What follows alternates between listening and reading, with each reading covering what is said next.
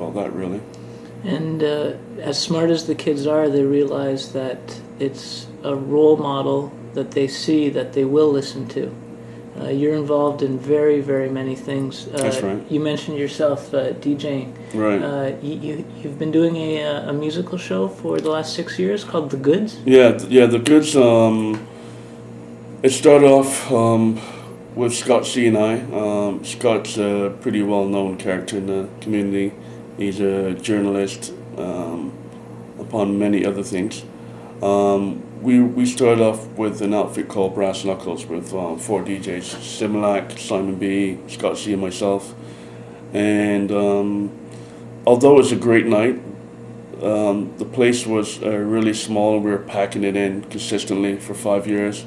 And Scott C and I, we decided we needed a change. So we started this night at Santa Rosa. Thanks to Maura and Kiva, we approached those guys and said, look, can we have a monthly event here, bringing in international DJs.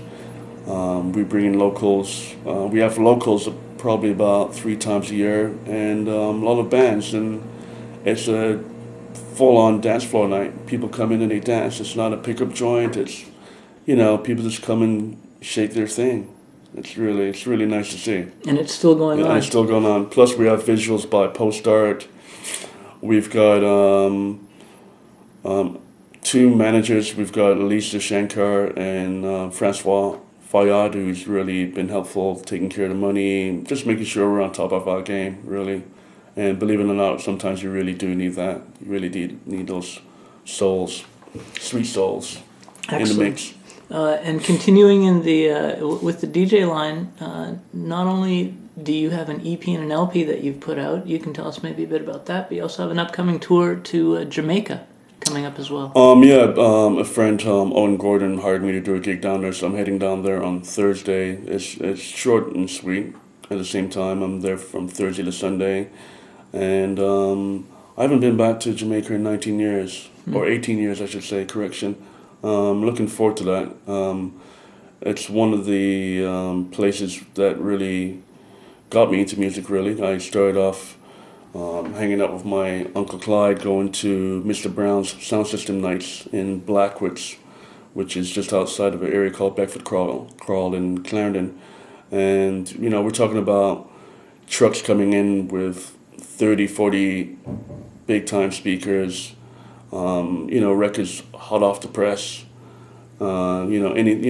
anything from a Junior Marvin to a Big Youth single, like hot off the press and played that night.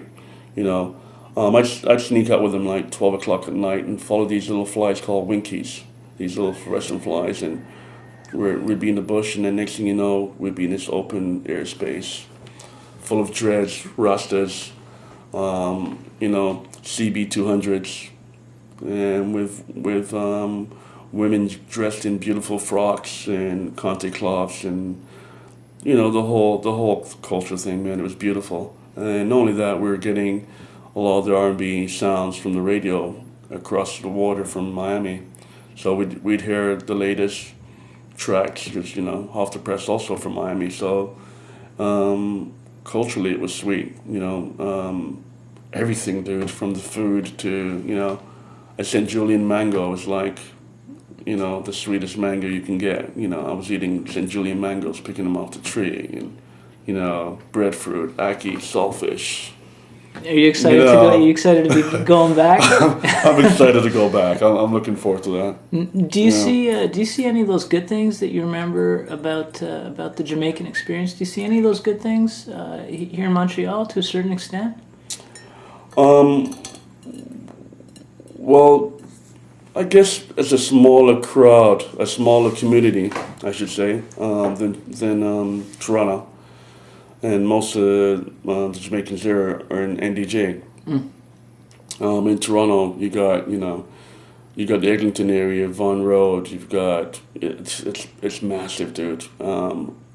Lawrence Avenue West, Brampton, Ontario, parts of Mississauga, parts of Markham. I mean, it goes on. It's the biggest Jamaican population in the world, probably Toronto. Yeah. And you're trying to bring a bit of that flavor that you've seen in Jamaica, that you've seen in Toronto? You're trying to bring a bit of that flavor for the youth here in Montreal? Just through music, really. I like playing a lot of reggae, a little bit of mento, a little bit of ska, rock steady, dancehall to a certain extent, but not if it's really provocative. But I'm really enjoying the mix and how the music has evolved and actually influenced a lot of different styles, from, you name it, drum and bass to dubstep, I think it's awesome for such a small island to actually have all that intact and have that in their repertoire. You mentioned Junior Marvin earlier. What do you think about the differences between, the consciousness that guys like Junior Marvin, I'm going to say Yellow Man because he's one of my favorites, right? The consciousness that they tried to bring compared to somebody like a Sean Paul, or even somebody like a Red Rat? Well, it's different. I mean, those guys were socially conscious back in the day. Now it's more of a sex me up thing, and the aesthetics is a lot different, which is weird because 15 years ago maybe a lot of those tracks would be censored, but nowadays it's what sells, for ads or whatever, TNA, a little TNA nowadays sell. Before it was sort of like a little obsolete, I mean there was some certain slackness involved, yeah. But if you go back in the 70s, even tracks like My Ding-a-Ling by Chuck Berry was banned, You know what I mean? My Ding-a-Ling. Yeah. 2 silver balls and a little ball of thread. My Ding-a-Ling was like taken off the shelves. So, Chuck Berry. How do you think that the youth have been affected by this change in message, popular music coming through? Do you think that it's been the resurgence in the TNA, as you call it, because that's what the youth want? Or is it a change in music because they want to get a different message out to the kids? And how do you think the kids are affected by that? A bit of both, maybe? Well, it's what you take out of it, isn't it, and everything. Everything's in moderation, right? I mean, I think...